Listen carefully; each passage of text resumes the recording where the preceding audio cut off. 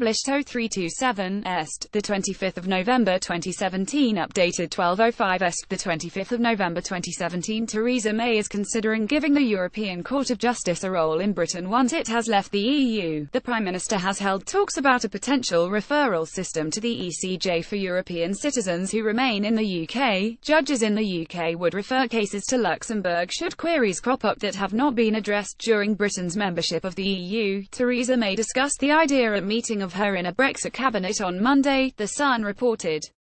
Scroll down for video. Theresa May has held talks about a potential referral system to the European Court of Justice for EU citizens who choose to remain in the UK after Brexit.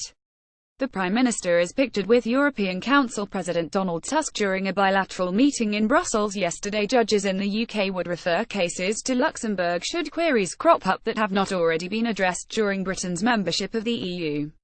Theresa May was in Brussels yesterday for talks with EU leaders. One senior government source said the solution would be a good compromise and could represent a significant breakthrough in Brexit negotiations. They added that such a move would be acceptable to Brexit supporters because referrals would still be a UK court decision and numbers would be very small. Theresa May previously insisted that the ECJ have no jurisdiction in British affairs, making it a red line during her Lancaster House speech earlier this year. Theresa May previously insisted that the ECJ have no jurisdiction in British affairs, making it a red line during her Lancaster House speech earlier this year. Immigration Minister Brandon Lewis told MPs on the Home Affairs Select Committee that the issue was part of the negotiations and this has not concluded yet, but the EU has been uncompromising in the ECJ, maintaining oversight over 3 million EU citizens living in Britain after Brexit. It comes after Immigration Minister Brandon Lewis sparked speculation that Britain could acquiesce on Tuesday after refusing to rule out a potential role for the ECJ. He told MPs on the Home Affairs Select Committee that the issue was part of the negotiations and this has not concluded yet. In her Florence speech on November 22, the Prime Minister said, "Where there is uncertainty around underlying EU law, I want the UK courts to be able to take into account the judgments of the European Court of Justice with a view to ensuring consistent interpretation." After weeks of stalemate, the President of the European Council yesterday hinted at a breakthrough following talks with Theresa May.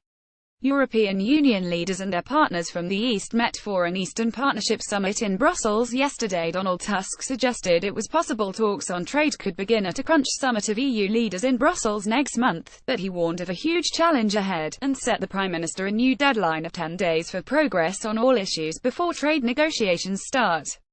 It comes after Mrs May secured agreement from her cabinet this week to increase the government's offer on the Brexit divorce bill. The EU had insisted talks on trade could not begin until its leaders were satisfied sufficient progress had been made on this issue, as well as on citizens' rights and the Northern Irish border. But after yesterday's meeting, Mr Tusk tweeted, "Sufficient progress in Brexit talks at December EU-CO is possible, but still a huge challenge. We need to see progress from UK within 10 days on all issues, including on Ireland."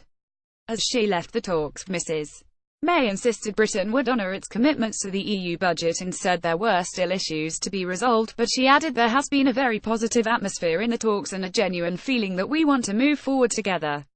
But Mr Tusk warned of a huge challenge ahead, and set the Prime Minister right a new deadline of 10 days for progress on all issues before trade negotiations start. The Prime Minister admitted she and Mr Tusk had been talking about how we can progress the issue in relation to the financial settlement.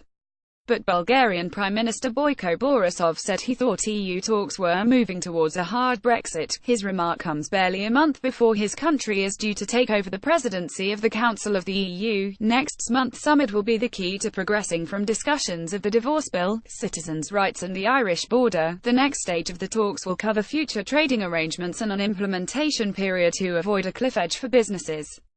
This week, Mrs May and 10 key ministers, her Brexit war cabinet, agreed to offer billions more in EU divorce payments in return for assurances on a future trade deal.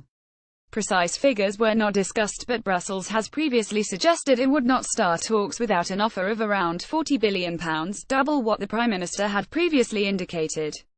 Downing Street would not say whether Mrs May had made her new offer to Mr Tusk. German Chancellor Angela Merkel, the British Prime Minister and European Council President are pictured at the Eastern Partnership Summit at the European Council HQ in Brussels, Belgium yesterday, but the positive atmosphere suggests the agreement to up the offer may have led to a breakthrough. The Prime Minister came under pressure yesterday from Dublin for fresh assurances there will be no hard border between Northern Ireland and the Republic. Ireland wields a veto in the Brexit talks and the country's Premier Leo Varadkar warned deadlock in the negotiations cannot be broken until the border issue is resolved. His comments came amid a crisis that could see the Irish government collapse. His minority administration is in dispute with the opposition, which could lead to a snap election. Irish Foreign Minister Simon Coveney said it was difficult to see how border checks could be avoided if the UK left the single market and customs union, while Ireland remained in them. Mr Varadkar has previously suggested a bespoke arrangement similar to that on the Isle of Man, under which Northern Ireland, or the whole of the UK, would continue to observe the rules of the single market and customs union without necessarily remaining a member of them. The EU's chief Brexit negotiator Michel Barnier said there was strong solidarity with Ireland, adding that Irish issues are EU issues. Mrs May said the UK and Irish governments had the same desire, adding, "We want to see that movement of people and trade across that border can carry on as now and that we don't create any new barriers to trade or the movement of people across that border." But last night Mr Coveney said British assurances on the issue were aspirational and that there had to be a credible roadmap from the UK setting out how it would resolve the issue.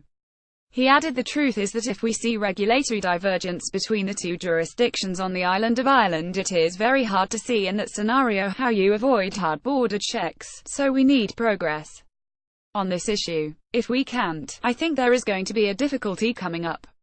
Mr Coveney said the other EU members were fully behind Ireland's stance on the issue. Yesterday, the PM had meetings with Mr Tusk and with European leaders to discuss the Eastern Partnership, EU relations with Armenia, Azerbaijan, Belarus, Georgia, Moldova and Ukraine. Downing Street slapped down Liam Fox yesterday after he accused British business of not being interested enough in exporting their goods abroad. The International Trade Secretary, who last year branded UK firms fat and lazy, said the refusal of businesses to export more was undermining his bid to boost the economy. He said the economy was still far behind where it should be and pinned the blame on British businesses not selling to global markets, but Number 10 pointed out that British exports were in a healthy position. Speaking to the House magazine, Dr. Fox said, "I can agree as many trade agreements as I like, but if British business doesn't want to export, then that doesn't do us any good."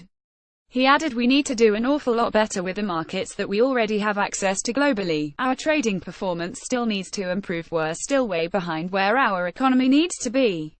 But a Downing Street spokesman said the UK has a good record on foreign exports.